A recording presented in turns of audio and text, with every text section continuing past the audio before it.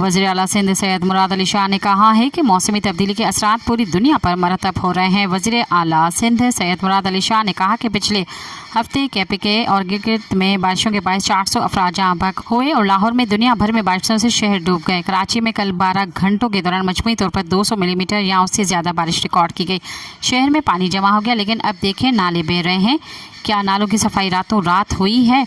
नहीं, बल्कि सिंध हुकूमत तैयारी कर रही थी, लेकिन मीडिया बता रहा है कि शहर डूब गया और इंतजामिया नहीं थी, जो गलत है।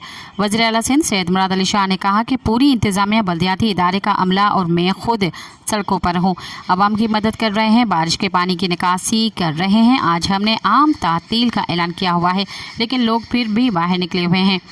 अभी आधा घंटा बारिश हुई है, अगर ज़्यादा हुई तो ये लोग मज़ीद तकालीफ में आ जाएंगे। लोगों को खुद भी ख्याल रखना चाहिए। तातील का मतलब है घरों पर रहें।